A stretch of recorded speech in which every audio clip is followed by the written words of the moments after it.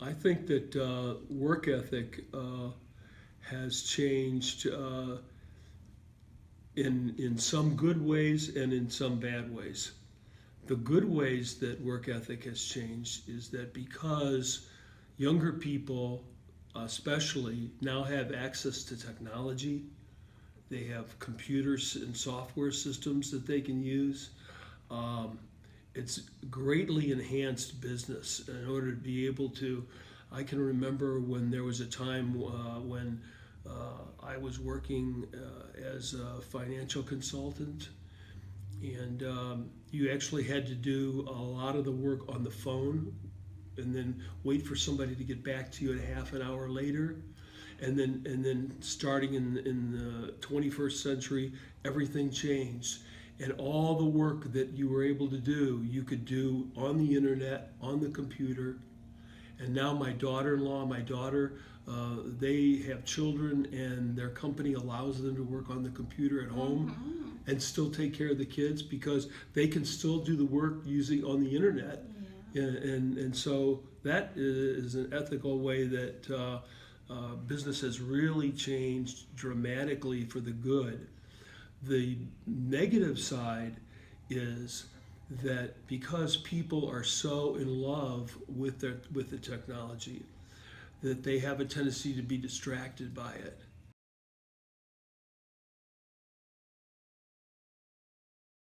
Yeah, I mean, personality that's an interesting question because I haven't seen that in particular. I think personality impacts the way in which we communicate with each other.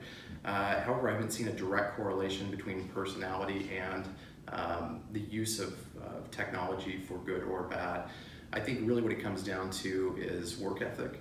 Back to the first question. I mean, if somebody has a strong work ethic, they're going to be looking for ways to apply technology in a way that's productive and efficient in their job.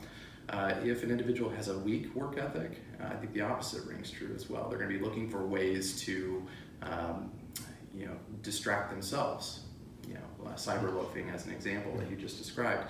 That is definitely a part of an individual, but I think it's more closely tied to their work ethic versus their personality. It's our job to really ensure that all employees have stated goals and expectations, and when those start to erode, that's when you see more cyber loafing. So it becomes more of a management issue than a technology issue or even a personality issue.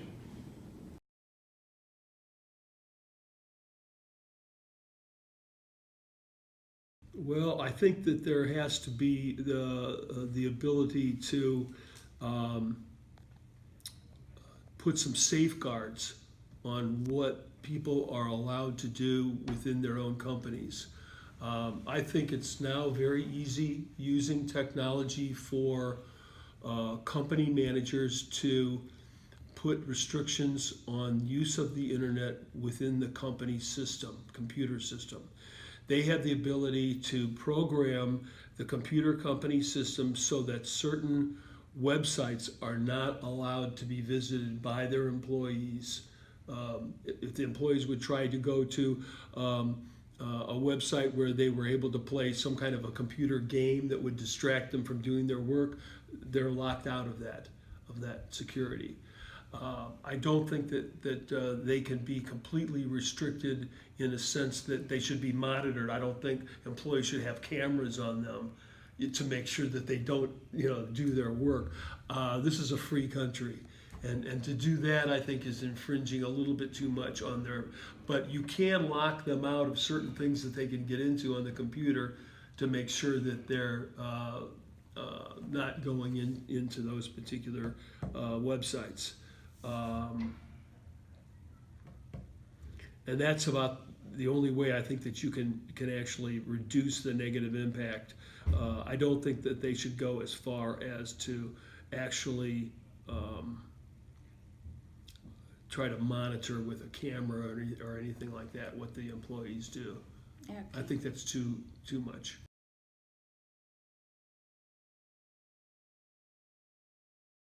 I think that employers do have the right and the responsibility to track usage of online resources.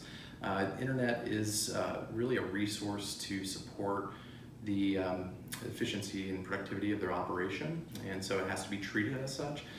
Most organizations track internet usage from a couple different perspectives. One primarily is the planning for future bandwidth expansion.